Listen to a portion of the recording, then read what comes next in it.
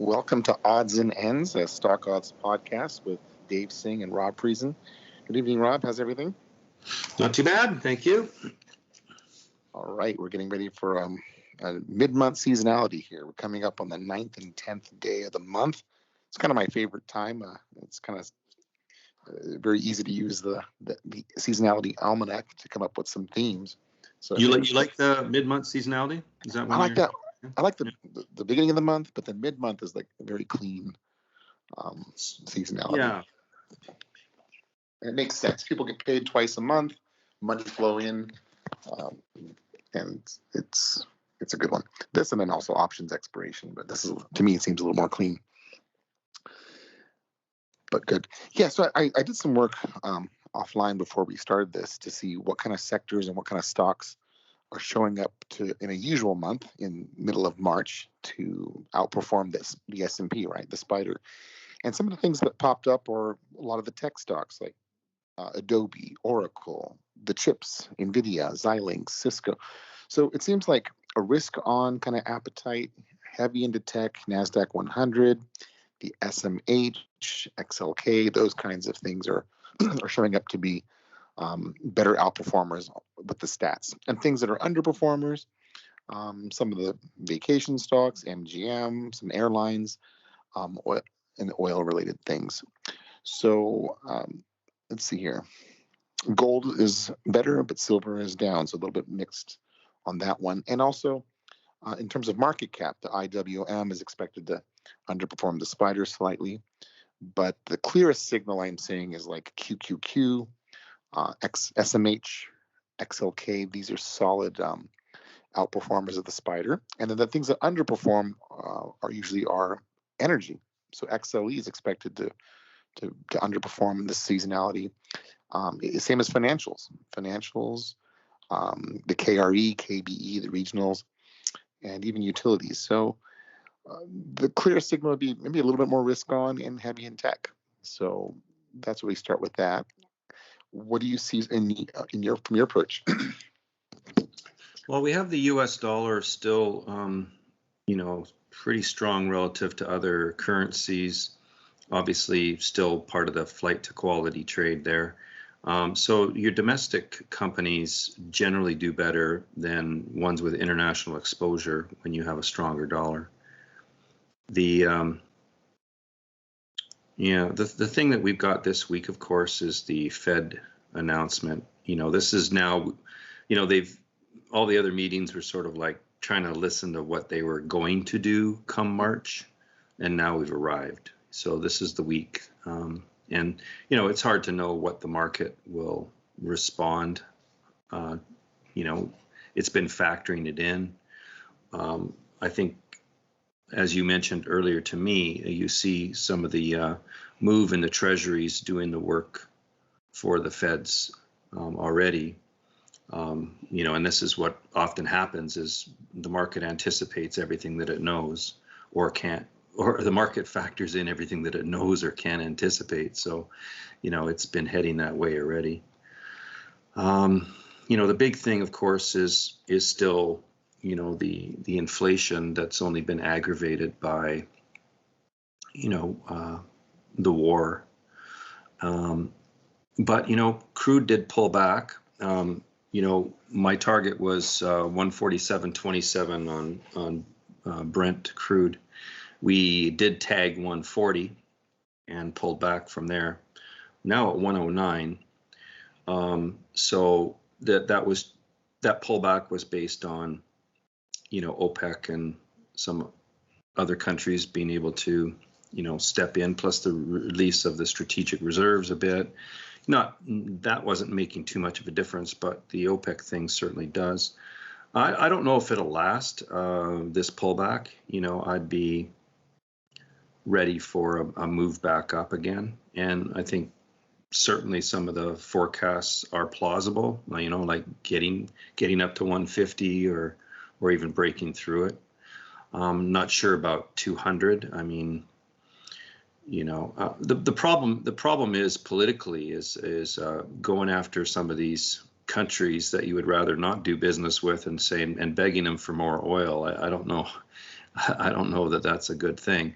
You know, we could have had plenty if we wouldn't have been shutting down Keystone Pipeline and all kinds of other things. You know, it's like, come on now. You know, I think what COVID did for, you know, U.S. Companies is when they were manufacturing in China and COVID hit, they realized how problematic that became. And so some have relocated to manufacturing in Mexico, and some have, you know, taken manufacturing back home into the U.S. I think, you know, I think there is an argument to, in this day and age, to be more self-sufficient as a country, you know, depending on your own natural resources and your own manufacturing. So we're headed towards, you know, farming it all out everywhere, and we've done largely that, manufacturing and relying on other countries for all of the, even the commodities and things like that. But you know, in times like this, you can really see how problematic that is. So this happens every time. They want the argument to be energy independent. When gas price is low, no one talks about it, right? And then we get high prices, suddenly that's the thing that's in vogue again. So same thing's happening. But people, even like Elon Musk, are saying, we're going to start drilling more. Yeah, which is like a duh, you know. But I mean, you know, there was this whole thing about, you know, wow, we don't need oil anymore. We got solar and we got, you know, all this kind of stuff. But I don't know. The world wasn't quite there. You know, it's like any company, you know, you put your best foot forward about what you want the future to look like. And politicians have been doing that too. And sort of like, here's where we're going. But really the infrastructure and the plausibility isn't there yet. It's sort of the best laid plans. But that being said, let's just take a look at, we've got the VIX still at the 30 area, so volatility still remains high. You know, anything over 18 starts to get, you know, more stressful in terms of the market swinging around and throwing investors off. Traders love it. I mean, you know, this has been like 2008 all over again with such high sustainable volatility, and I think that will continue. So trading volatility is very different than trying to sit through it as an investor. So more of a trader's market, and we said that before we even came into this year. It's like, you know, this is the year of pair trading, the year of looking, you know, at stock picking more and looking at you know, pair trading in terms of like fundamentals and stuff like that, and then just trading volatility. So I think it's good. Make sure you disconnect sort of the price of oil from, you know, the price at the pump. I think even coming into this week, the prices at the pump can still kind of go up a little bit, even though oil's pulled back. I think the national average is, you know, over $4 a gallon now, right? What is it in your area? The $4 seems cheap. Here it's about $6 to $6.50. Yeah, there you go. Yeah, well, you're. I mean, I'm talking about the national average. I think it's $4.25 or something. I wish. Yeah. So, but anyway, okay, let's take a look at the futures here and see where we're at for tonight. So the Dow it was up a little bit more. It's pulled back. It's only up 0.45% or 149. That could quickly fade by the morning. The reason for the bounce is sort of like this hopefulness about talks. What we know so far is that, you know, that hope is probably misplaced. You know, I think Putin, he doesn't really care about the people or the buildings. What he's after is the natural resources of the Ukraine, the land. You know, you know, like 2.5 million people have already been displaced. By the time this is finished, you know, there'll be maybe they talk as much as 10 million displaced. Well, so it's not about capturing the people; it's the land, right? So, you know, why would he stop what he started? I don't get it. I don't get what's going to be accomplished with these talks. We had a couple of days last week with the same kind of setup, right? Rumors of talks and negotiations. The market's up pre-market. We open there and then lose it all within a short period of time. So this looks very similar to a couple days last week. So yeah. So so that's up slightly. Again, it's pulled back a little bit from earlier. The S&P is up about the same, 0.43. The NASDAQ is up 0.35. The Russell is up 0.49. It was up 0.85 earlier. So everything's sort of slipping a little bit. We'll see how Europe does. Let's see here. The DAX is up 0.89. And is the VIX gone up since no, it's still at 30. Okay. So as far as the groups go, you know, what would you lean on? Like bonds are certainly moving because of the Fed thing.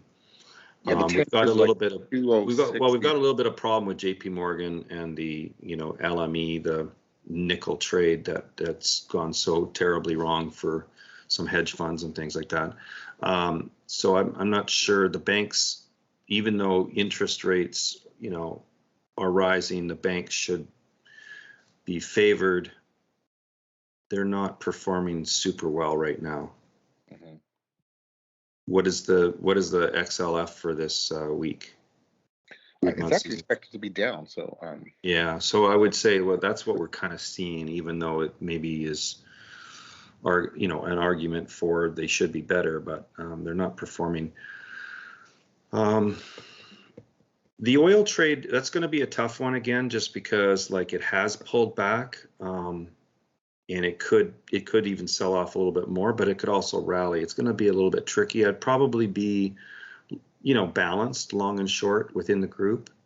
Financials, same thing, balanced long and short. The NASDAQ 100, the tech.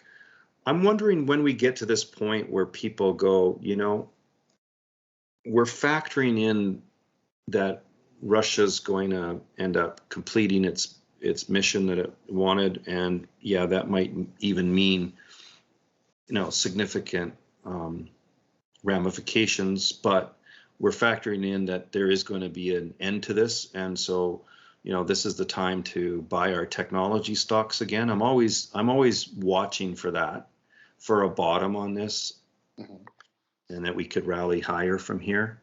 And even, you got to remember, even in any bear market, there are very powerful rallies. Some of the most powerful rallies I can recall in my 24 years of trading, professionally, have been in bear market condition, and they just screamed up. So you always have to be ready for that. No different than have you ever taken a trade where everything's kind of going down, it's looking like it's going down, it's already gone down, and then you go, okay, finally, and you short something, and no sooner have you shorted it, it reverses on you and screams up, right? It's kind of like that. It's like, well, that trade's already there. So we are discounted. We've pulled back tremendously this year. We've been hit with the war thing, and the inflation thing and the interest rate thing. And so all those are kind of in there. I'm just wondering when the market goes, okay, we're going to climb the wall of worry because we've already factored it all in, do you know? Yeah. Do you know what I'm saying? Like, so I'm always ready for it. So how best to position yourself? Well, if the market's opening down, it's a little bit easier because you can go long like tech stocks and take some risk on, and then hedge with the Qs or the SPY, and you can get that sort of alpha of this individual components over the ETFs. When the market's opening flat or up, that's a little bit more difficult, because if you pay up too much for those same stocks, they could pull back on you, and then you have negative alpha. You've got it working against you, right? So the best thing to do in a flat market or up is actually to be pretty balanced longs and shorts. And I know last week you experienced a lot of those down days, or even the days we opened up a bit, your shorts were working pretty well for you, right? Yeah, but I was playing some of the sectors. I was pressing strength and like energy and financials, and that was working. Friday it didn't work because it kind of flipped. Whatever was up pre-market, those sectors all gave it up very quickly and went the total opposite. But yeah, and that can happen. I mean, it's like if you go too much risk on. So this is a very sensitive area of how much you press the gas pedal down on some of these risky tech stocks or whatever. Not even if they're that risky. I mean, it could be an Adobe, Microsoft. We wouldn't consider that risky, but it may look like they're going to be very favorable in the morning and they can reverse. Right. This week will be more balanced just in all sectors. But I have one question. So XLU and XLRE, the real estate utilities, are expected to be underperformers relative to the spider. Any thoughts on how to play those with the interest rate going up? No, again, I would just sort of be balanced in them at the moment. Yeah. Not. I'd have to look at it in the morning a little bit better, I'm going to pull out. I'm just going to run through a couple things that I got from a duck list screen. And this duck list screen is, which one I'm doing here? Top A stuff that I got. Top A, top B. Where's my top B?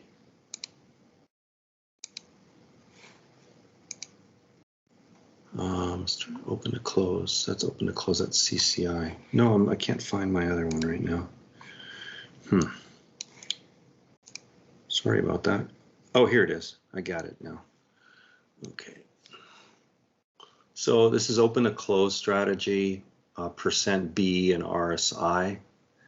I know that percent B's been struggling a bit lately, but I put it back in the mix just because I like it overall. Because I love standard deviation considerations, right? So it's looking like the ducks are lined up on things like Abbott Labs, Applied Materials. It's got CH Cardinal Health in there. I know the trains were doing good and they pulled back a little bit, but CSX is back in there. For the long side, right? Dow Chemical, and some of the utilities like Duke and EIX and things are in there. There's some REITs in there, EQR and ARE as well. So those are all kind of showcasing some good odds. Actually, sorry, I misspoke on the Dow Chemical. Dow Chemical is a short.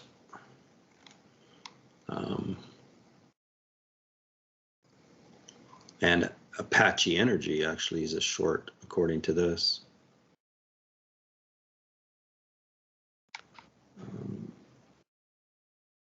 FE, another utility company, is a long.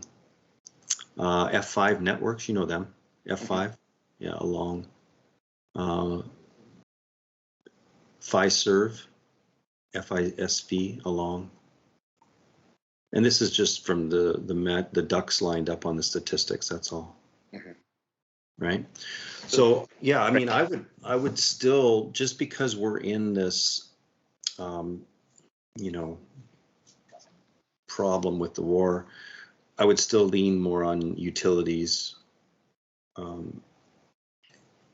And you can be balanced. There's a few utilities to be short. There's more to be long right now. But I would tend to play that. But I would not avoid tech altogether, because I can see these sort of discount buyers coming in, and starting to factor in that, this is either going to continue on and on and on, and it's not going to affect our tech stocks that much, or it's going to possibly be resolved. Maybe there is a peace thing, maybe there's a deal cut somehow. I don't know how that's going to happen, but again, you never know what's being factored in, or who knows more information than we do, and goes out and starts buying these things, right? Mhm. But then what other markets in the world are you going to really be playing? You know, I mean, the U.S. is still the most liquid, you know, got some of the, you know, the great dividend stocks and great tech companies. So still a place to play, to position your money and stuff like that. So anyway, I'll let you go. I know you got family plans. So good chatting with you, and we'll call it a night. All right. Thanks a lot. Good luck. Okay, cheers.